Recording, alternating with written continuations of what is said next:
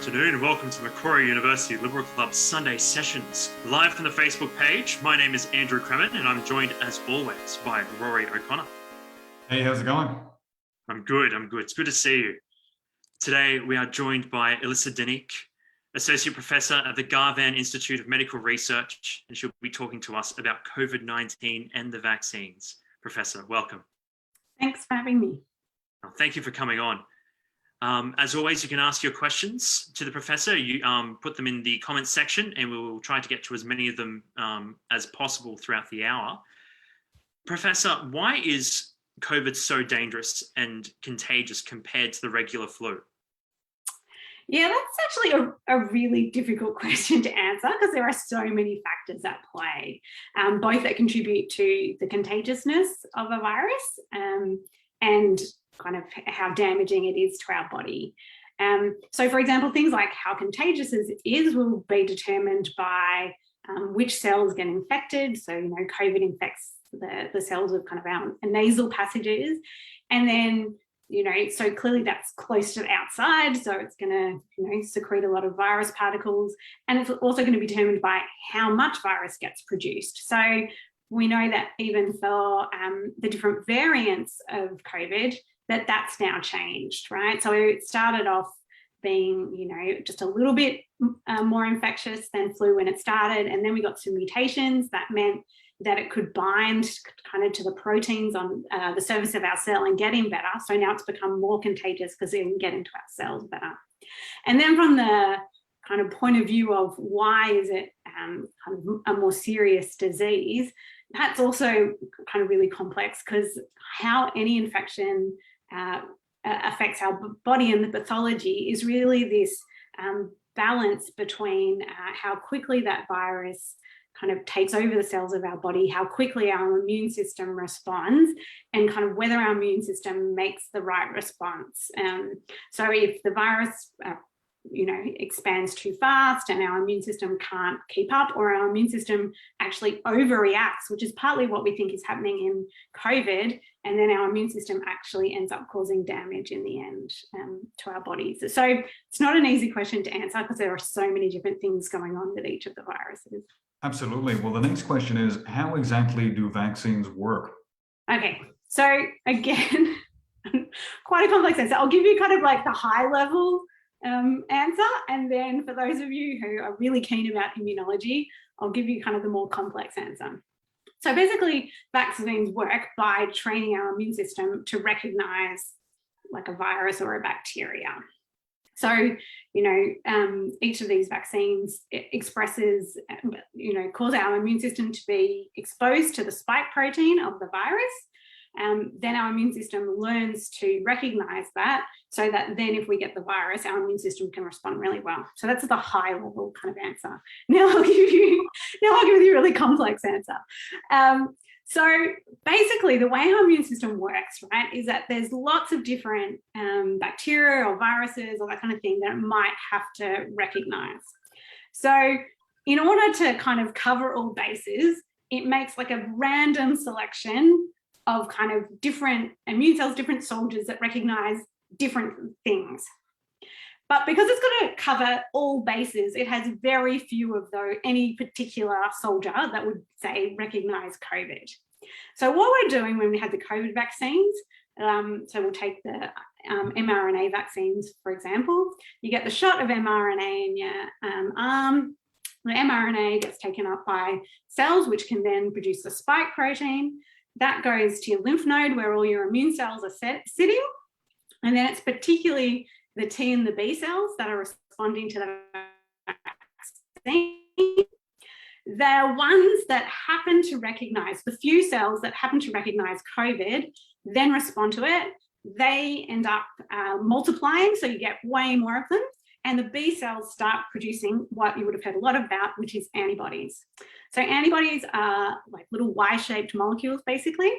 And kind of the end part, the top of them, would then be the bit that can bind to the spike protein, which is, what's expressed on the surface of the virus. That means, because you've now got these little molecules that can bind to that spike protein, it kind of coats the spike protein. And the spike protein is what allows the virus to bind to your cell and enter it. So if you've got enough of these antibodies in your blood and they bind well enough to that spike protein, that virus is going to be totally coated with antibodies, and it won't be able to get into your cells. So you won't ever be infected with the virus. Now, if you've got make a slightly worse response and you've got slightly lower antibodies, you might get a few virus particles that get in, but hopefully they won't cause, you won't get as higher levels, and so you can quickly respond to it in that sense. How effective are they in reducing transmission? Yeah, so transmission is kind of has two elements if you're thinking about, how much is it going to spread in a community. So there's the first thing of if I've been vaccinated, will I actually get infected in the first place? And as I said, if your antibody levels are high enough, hopefully that doesn't happen. So the kind of studies show that, kind of depending on which study you look at, probably it's about when you first get vaccinated, about 90 to 80%. So that means that only 1 in 10 or 1 in 5 people who's vaccinated will actually get the virus. And that trails off a bit by about 6 months. And I think like some of the studies in Israel said it dropped to about 50%. So clearly, if you never get infected, you can't transmit it onto anyone at all. So that's the first part of the transmission risk. The other part is that, okay, my immune system after vaccination wasn't good enough to stop me getting infected. I still get infected. Now, am I as likely as an unvaccinated person who's infected to pass it on?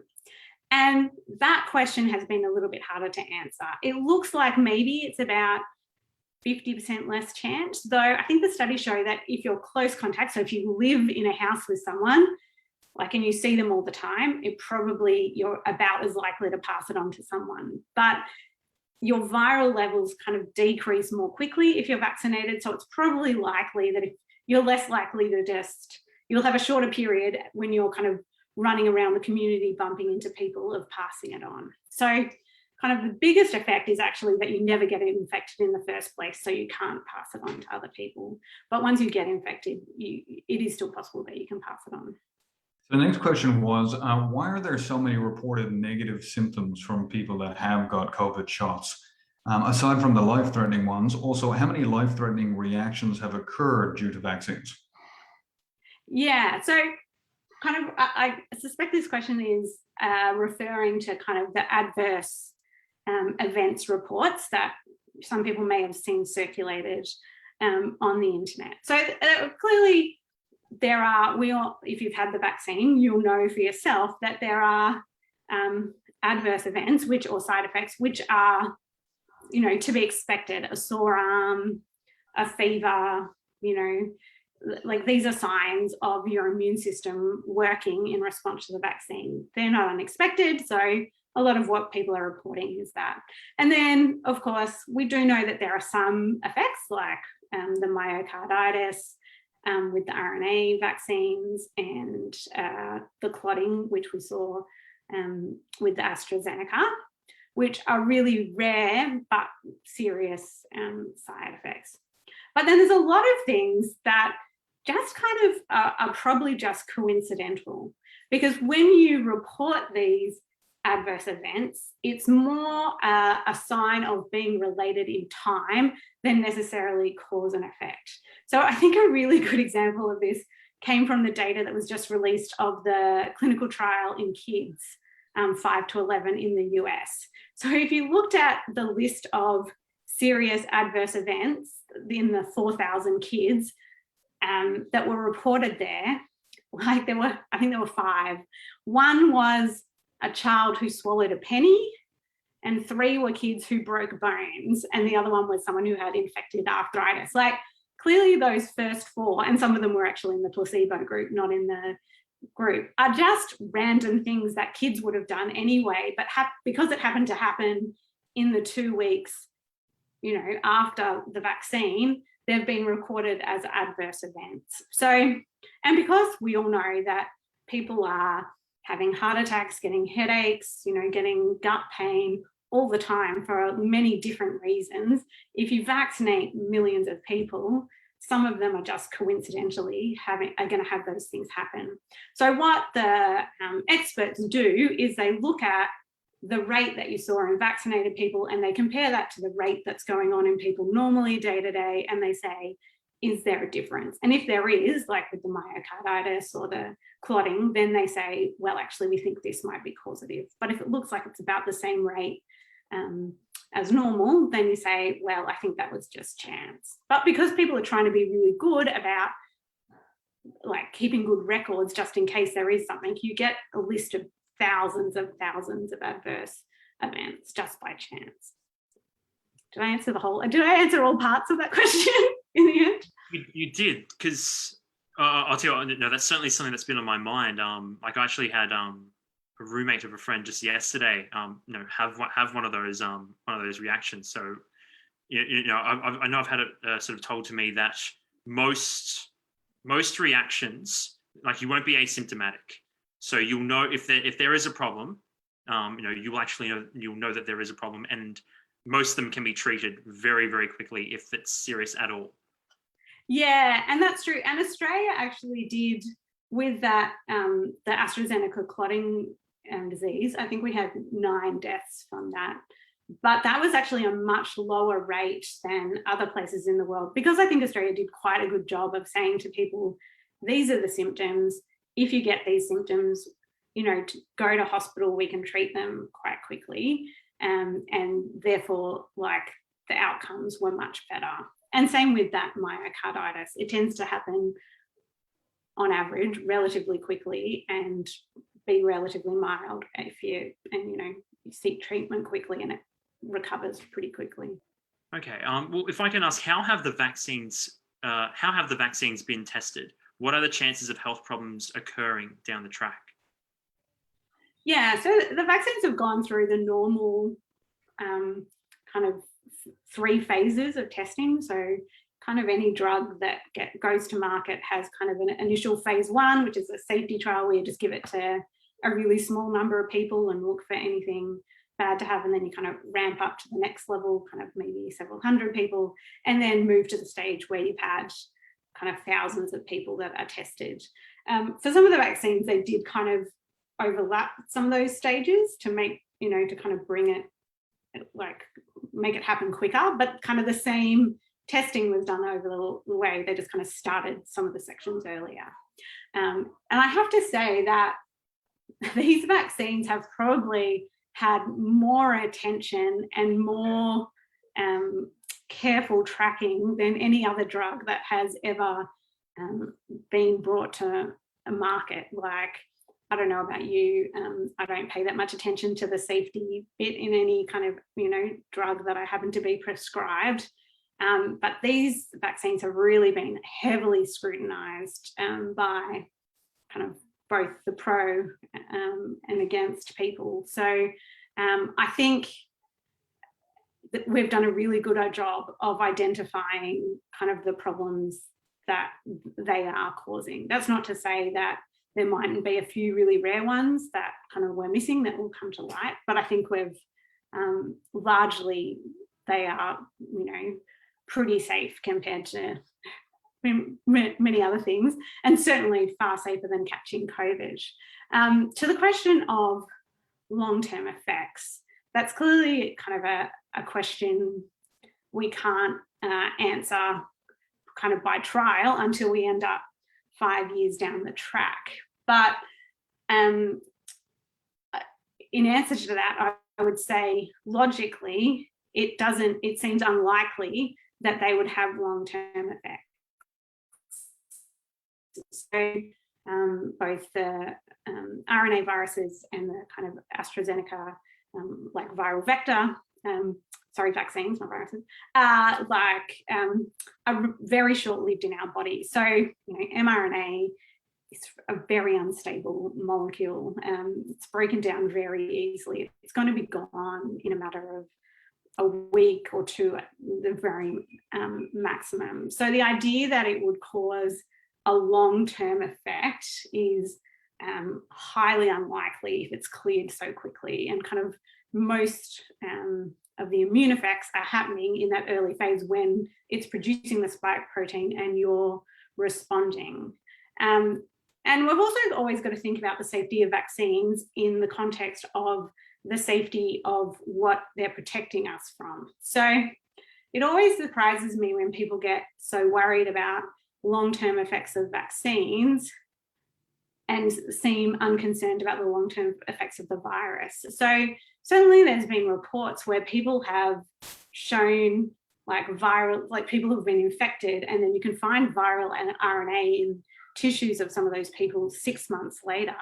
So a virus is a highly replicative thing, like, it just keeps expanding and expanding the amount of it. Compare that to a vaccine, which is a very limited dose, so clearly the more you have, the more chances of long-term effect. The virus goes to far more tissues, so it's likely to have more effect. And the virus has, the vaccine is just one of the viral proteins, the spike protein. The virus itself has over 20 proteins that make it that it can code for, and we don't know what a lot of those proteins do. So if you're worried about what one really short-lived protein can do, be very afraid of what these 20 plus that are spread throughout your body and could hang around for a really long time might be doing. As a follow-up question to that, for people who feel that perhaps the vaccine hasn't been tested that much, or they might feel that it's been rushed, is that true? No, I don't think it's true. I mean, certainly we've got them to market faster than we've ever had a vaccine get to market before, but that's actually built on decades of experience. So mRNA, this is the first mRNA vaccine that that's really made it through trials, but people have been working on mRNA technology for many years prior to that. It's not like they suddenly came up with the idea last year. There've been others that have been in preclinical testing for years. And look, we did move quickly, but one of the things that usually holds up vaccine trials is the number of people that get infected, right? So if you're going to have good numbers to know whether your disease is protective, you need lots of people, lots of virus to be around and lots of people to being infected. So, if you try to do a measles vaccine trial right now, like a new measles vaccine trial, it would take you decades because there's no measles circulating. So how can you tell if it's working? Whereas with COVID, there was so much virus circulating that, you got all these people infected, particularly in the placebo group. So you could see the effect of the vaccine very quickly, which I don't know if you recall, but a lot of the clinical trials actually finished quicker than people had predicted because they ended up with so many more infections than, so they'd thought, we're going to have to wait this time to kind of get enough infections to see the effect. But then there was like a second and a third wave and, they were able to get the data quickly. So yeah, it's gone through the same processes. They weren't actually new concepts. They're built on old technology that, they've repurposed for this virus, but had been, used before for other things. So I don't think you can say that. And as I say, they've been more scrutinized and we have more data in more people about their effects over the last, 12 months, I guess it is now, than probably we have for any other drug. So the process of testing was only sped up because the virus sort of multiplied so quickly that they were able to get all the data they needed. It wasn't because they were cutting corners. Is that right? No, well, that was the main thing. But as I said earlier, there were also some of the things where often there's more of a break between your phase 1, 2, and 3, but because they were able to kind of layer some of those things. So some of them, they kind of combined that phase 1 and 2, which doesn't mean you've got less data. It just means that you kind of run them more quickly because the biggest, you have more people in each section.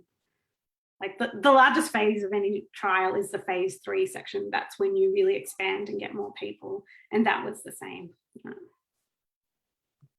If I can go back to what you mentioned before about, it's less likely that there's going to be long-term side effects. We do have an audience question. says, how do I know that I won't have an increased risk of heart attacks or cancer in 5 years? Yeah, look, I can't see 5 years into the future, so I cannot guarantee that. But as I said earlier, in order to, you'd think, come up with some kind of hypothesis of how you think the vaccine might cause heart attack or cancer, and why it would cause that at a higher rate than the virus. And it doesn't kind of make biological sense to say that that would be the case. And kind of one of a silly example that I use, but kale has become really popular in the last 5 years. Like, has anyone done a long-term clinical trial on the effects of kale? How do I don't know that the huge increase in kale consumption won't lead to increased cancer risk 10 years down the track? I don't know, but it doesn't really make much biological sense to say that it would. So, like, at some point, you've got to kind of go with the logic of how would that happen, I think. And we also know from lots of other vaccines that that doesn't happen. Like, we've had vaccines in general for longer. So you'd have to have kind of a hypothesis how these particular vaccines would be more likely to do that than all the vaccines we've had in the past.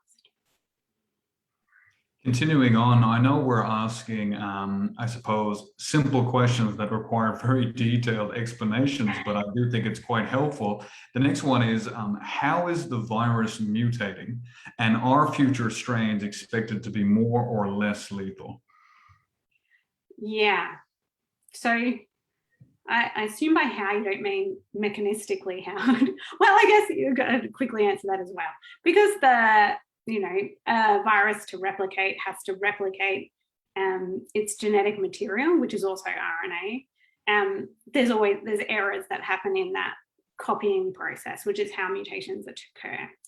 So that's completely random. But then if that mutation somehow gives the virus an advantage, then you get selection for that viral strain. So, for example, with the alpha variant, it was more bound to the receptor on cells better, so it was more infectious. And now, same with the Delta, it is more infectious, so it's been able to kind of spread and become the dominant strain. So just by random chance, it is possible that you could get a variant that would make it more lethal.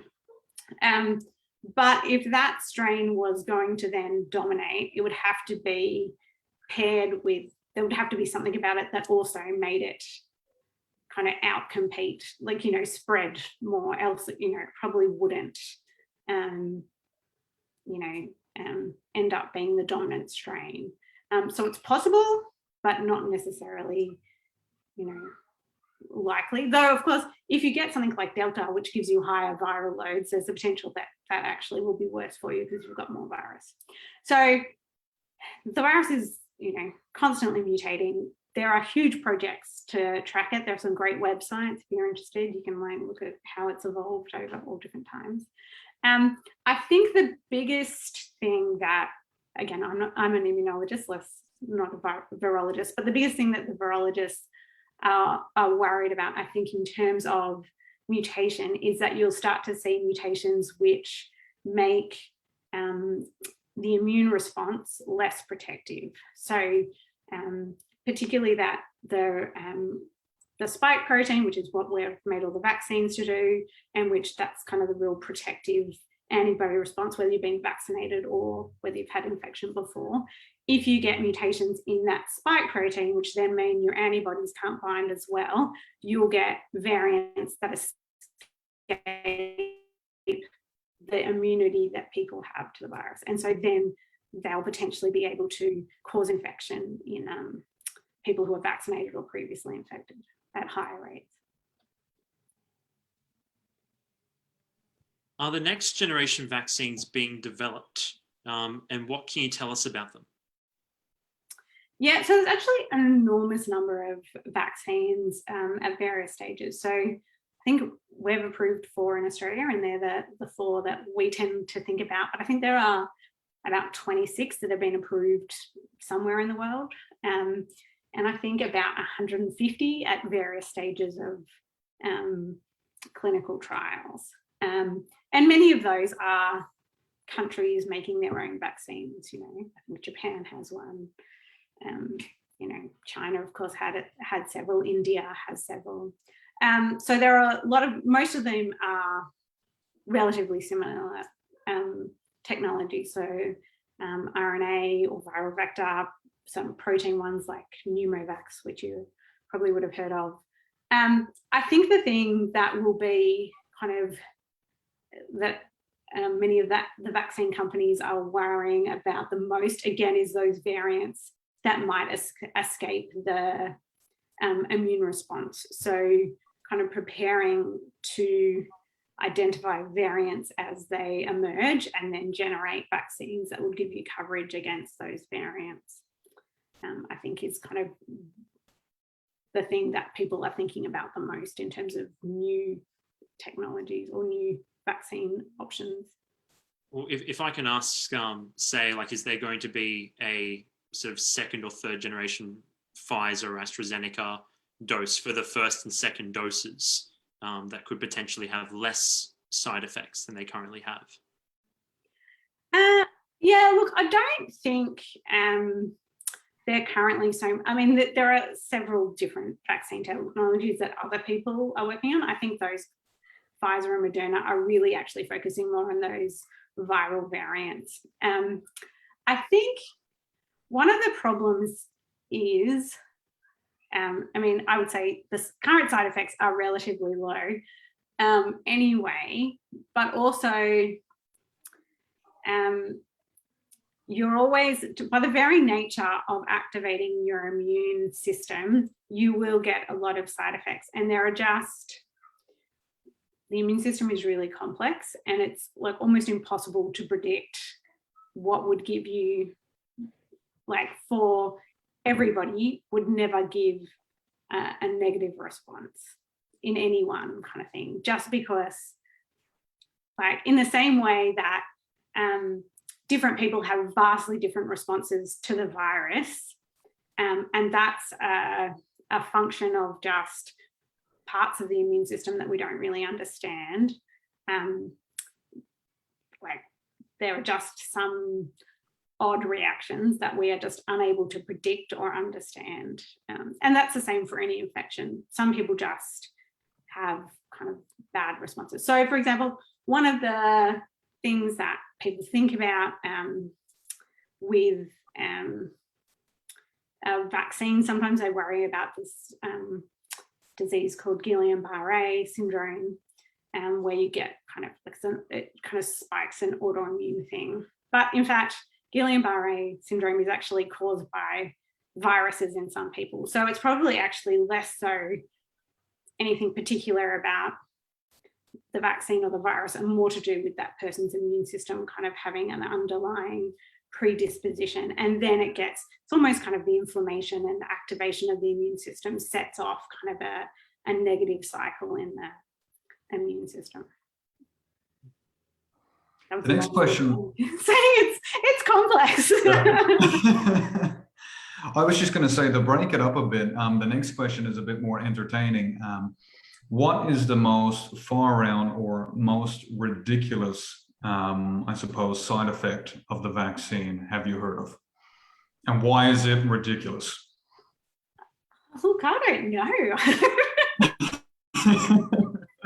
Haven't really been focused on ridiculous side effects. I think not that the swallowing of the penny was causative, but I think that's going to be the funniest adverse event that I've ever read about in any clinical trial. And think about the poor parents who was like, why did you have to swallow the penny while everyone was tracking your behavior? Now you're forever gone down in history as the kid that swallowed the penny. Well, I suppose then, are there any genuine misinformation or recurring fake news that's coming up about the vaccine that you've heard of? I think one of the most frustrating ones is that one that we've already covered about the adverse events that kind of suggests that this full list are all caused by the vaccine, rather than just many of them just happening to coincidentally have happened at a similar time as the vaccine. I think in the early days of the pandemic, one of the conspiracy theories that kind of upset me was ones about, there's really not that many cases. The PCR test, isn't sensitive and is, most of the tests are false positives, which is, and then, I don't know if you watch any of the conspiracy videos about PCR, if you do too many cycles, you get a false positive. And I was like, my first year student in the lab knows that, like, the people who are designing these tests know how to design a good test. Like, this is their job. So the PCR tests not to say that we don't sometimes get false positives, but, virus really has been as bad as has been said. And I think the stories about, therapies are like, there's wonder therapies that will, if you just take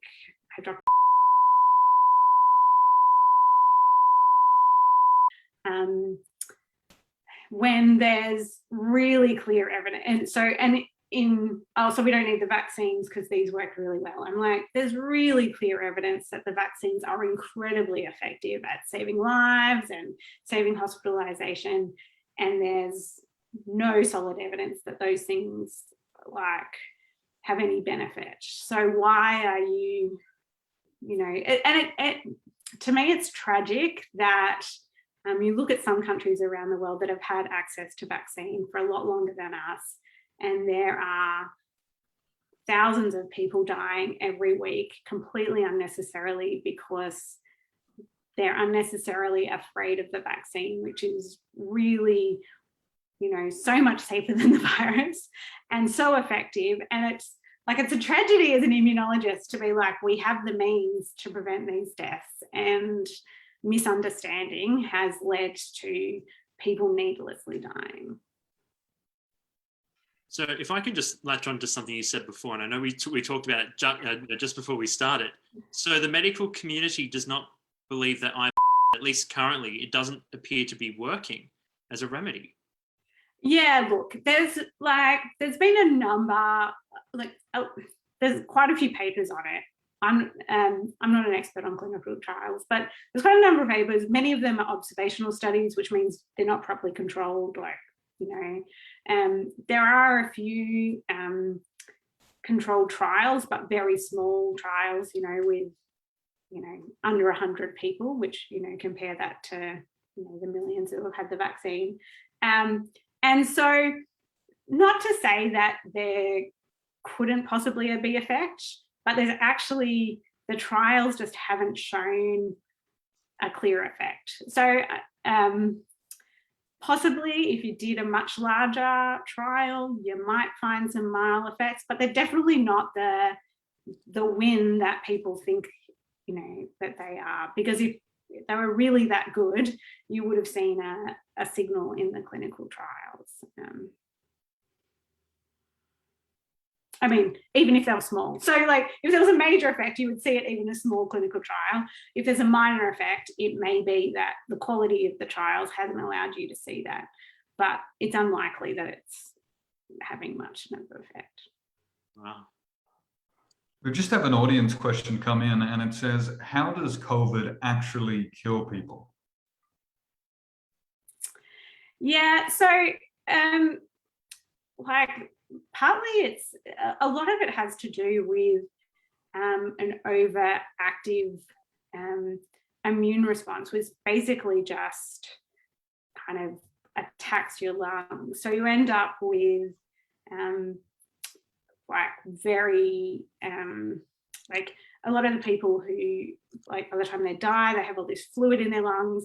They've not got proper oxygen exchange. So it's largely an effect on lack of oxygen, right? Which is why you end up with people on ventilators and on oxygen and that kind of thing.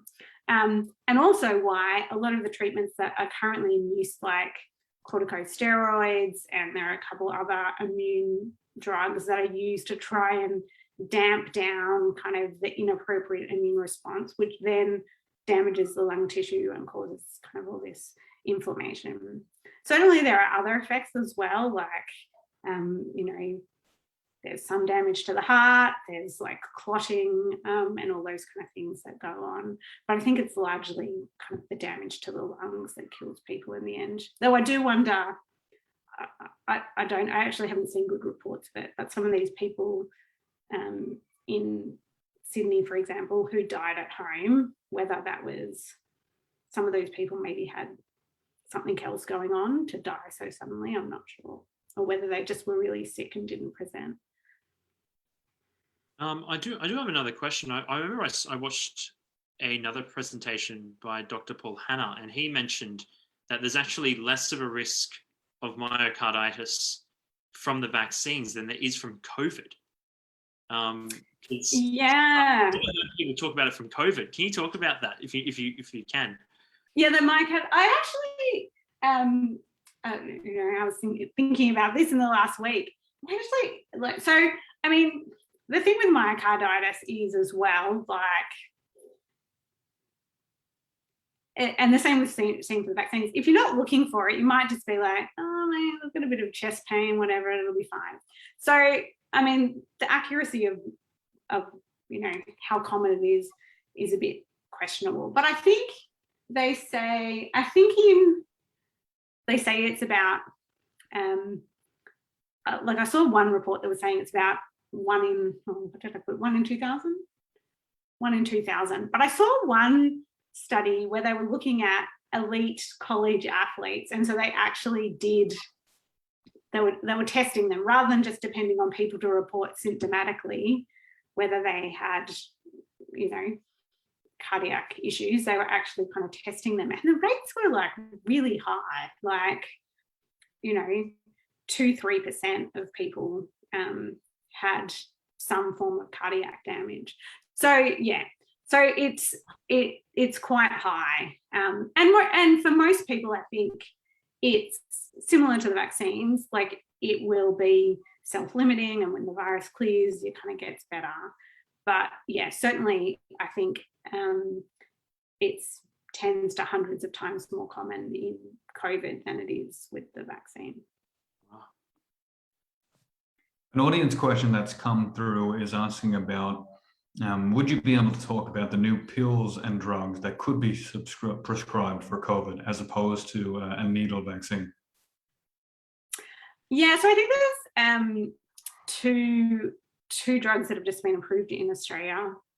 I forget what their official names are. One's basically an antiviral drug, so it attacks the production of the virus itself, so it will reduce the viral load so it's kind of like the equivalent of an antibiotic for bacteria. Like, this is a drug that actually limits the viral levels, and so which has been shown to work well for kind of reducing poor outcomes. But of course, that's got to be given relatively early.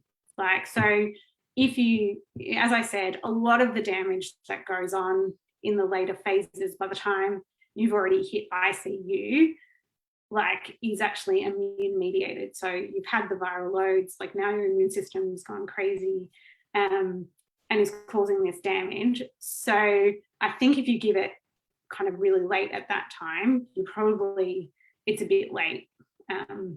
And the same thing for the other drug that was approved, which is a monoclonal antibody. So, when we have vaccines, we make antibodies to the virus. So basically what they've done is got an antibody. I'm not actually sure whether they created it artificially or they found one that someone had produced and then cloned it, and so you basically got an antibody that binds to the virus. So the idea is that, again, if you give that early to people, it will kind of, clearly they're already infected, so it's not going to protect them from getting infected, but it will kind of help mop up the virus that you're producing in your body. So again, effectively reducing the viral loads.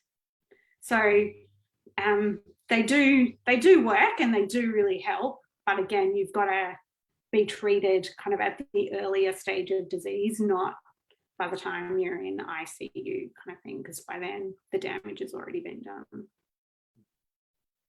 We do have another question here. Are the COVID death statistics accurate, or is it possible that they are inflated? For instance, COVID being a co-condition but not the cause of death. Yeah, look, I would say,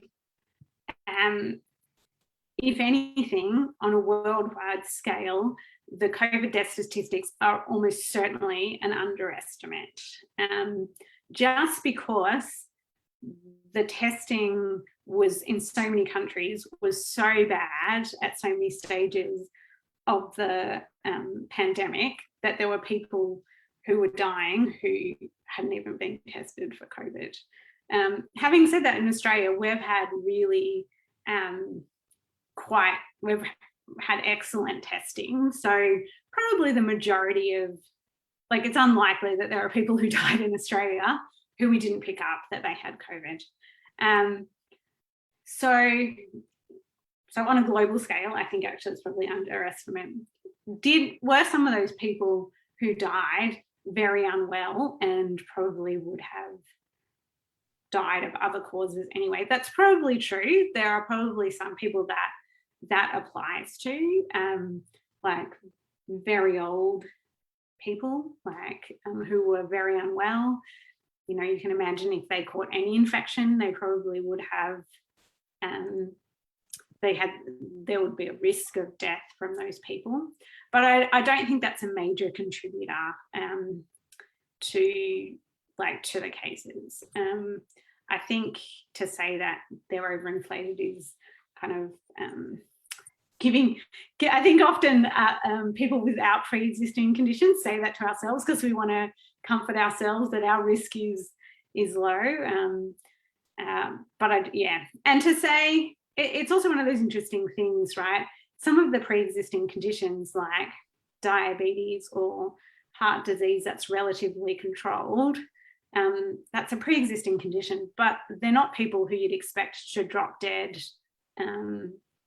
you know, in the next month or something. So yes, it probably made their infection worse, but they weren't, like, without COVID, they probably would never have died. So in that case, you would say that, yes, COVID was the cause of their death. Are there other ways or changes to our lifestyles that we can make to reduce the impact of COVID on us, given that it's likely to become endemic in Australia? Look, I mean, I think COVID has raised some interesting questions about inside air quality. I mean, I don't think that's quite maybe what that question was asking, but certainly in terms of other I think it's helpful to think about going forward, what is our inside air quality like? And that will impact on other respiratory viruses as well, not just COVID, as well as, next time we have really bad bushfires, we've all, it could potentially be better.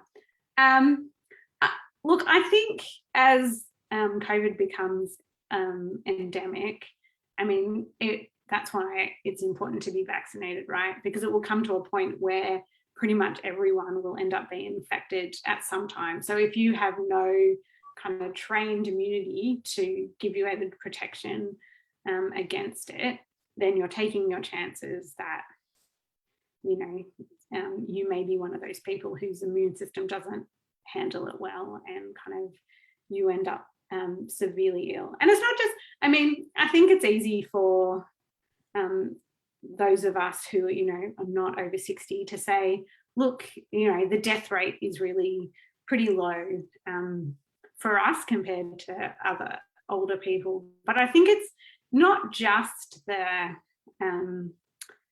death that's a problem, like hospitalization, ICU, long COVID. There are many consequences of COVID that are quite negative and that you probably want to avoid. But I mean, there's data to suggest that not only does, vaccination protect against death and hospitalisation, but it looks like also it reduces your risk of things like long COVID and that kind of thing. So, yeah, sorry. I think it's vaccines going forward, vaccines and better hygiene. Better hygiene. I've never been told that. So, can you talk to us about long COVID? I've only heard this term in recent times. Yeah. Look, so certainly, I mean, there are different estimates of the percentage of people who kind of end up with low COVID, kind of from 5 to 30%. And when you're talking long COVID, clearly COVID hasn't been around that long. So most of the studies are looking at 3 to 6 months later. And there are people who still have really significant fatigue, still have cough, or kind of, feel breathless. And like, for probably the vast majority of those, people, it is, okay, my lung function doesn't feel as good as it used to, I have more fatigue. But there are some people who are at like quite a severe end and seem to have kind of almost like a post-viral, like really I'm wiped out, I'm struggling to get out of bed kind of thing. But we see that with other viruses as well. But yeah, kind of this ongoing lung function issues and that kind of thing. So it would be interesting to see how long that kind of lasts for people going forward, whether that goes into like 2-3 years. But you can imagine, I mean, even just if you end up in ICU, even just being on a ventilator does significant damage. Like, like it takes a long time to recover from that. Like being in ICU is not a walk in the park. I've also listened to an interesting podcast the other day about people who had like PTSD from like being in ICU as well. So, there's a whole other questions there. But yeah, certainly there are like long-term consequences. And if you had really severe like myocarditis, you might imagine that there'd be ongoing problems from that as well. Another audience question we've had come in says, were lockdowns medically effective in minimizing COVID transition? And there's a bit of information that comes with it. It mentions that the United Nations apparently has said that it never necessarily recommended lockdowns as a way to deal with it. And there's also a comparison between the number of deaths in Victoria, which was locked down longer than New South Wales. Sorry, what was the bit about the comparison of the deaths between the two? Yes. Oh, as in, yeah. I mean, so were the lockdowns medically effective? And some of the information was just saying that the person feels that Victoria was locked down longer than New South Wales, but how come they had higher deaths? I'm sure there's multiple different reasons for that. Yeah. Look, I think certainly, I mean, you only have to look at places like Australia and New Zealand to say that lockdowns to some extent were clearly very effective. I mean, WA and Queensland are still have hardly any deaths. I mean, clearly that's a different thing, right? When you can close your borders and completely keep it out. Like that wasn't really a possibility for places like Europe. And I think what happened in Victoria, while they did have lots of deaths, the fact that they managed to get back to zero transmission and back to normal life for at least a period shows that it was really effective. And interestingly, not only effective for COVID, but like there's been almost no flu in Australia for the last year and a half either, which shows that actually if you reduce contact between people, you do reduce disease spread, which is not really that like surprising if you can't see people who can't spread disease. So certainly it was very effective, and certainly it saved not only lives but our hospitals from being under incredible pressure. And you look overseas and you see like, what's America at? 700,000 deaths or something, I think, from COVID. Like that's a phenomenal number of people who have died. So yes, I think they were they were very effective, more so with the original strain than with Delta. But clearly in New South Wales, I think had we not locked down like we did, I think our hospitals, again, I'm not an epidemiologist, so I haven't done the modelling, I've just looked at other people's modelling. I think our hospitals, like they, you know, were struggling as it is. Like if we hadn't have had those lockdowns, I think they would have collapsed under the pressure, and then the death rate would have increased as well, because now there's no ability to care for the people who are ill to the same extent. I've got one final question. There are still those who haven't received the vaccine, and there'd be many reasons as to why. What would you say to convince people to get vaccinated?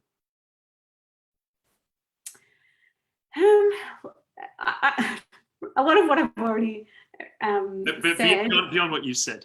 Beyond what I've said. Look, I think it's really difficult. I think a lot of the data shows that actually it's really hard to change people's mind on vaccination.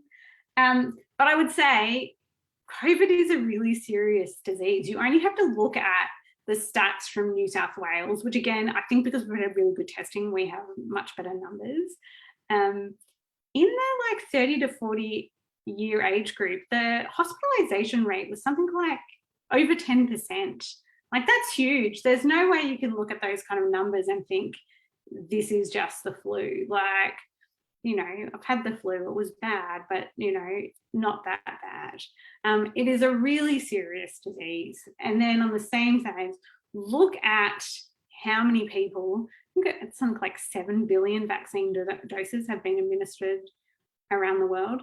7 billion doses administered, and really the number of like kind of, you know, related adverse events has been like very low. Like there's no doubt in my mind on which side the balance of risk lies. It is very much so far riskier to get COVID, and like it is almost certain you will get it once like we open up. There's, you know, it will just spread, it will become endemic, you will be exposed. That's what I would say. Well, thank you for that. We have run out of time. Dr. Elissa Deenick, Associate Professor at the Garvan Institute of Medical Research, thank you so much for coming on to Sunday Sessions to talk to us about this. Thanks for having me. Thank you. This has been the Macquarie University Liberal Club Sunday Sessions podcast. My name is Andrew Cremond, and you've been joined by Rory O'Connor. Thank you very much, and we'll see you again next week. Goodbye.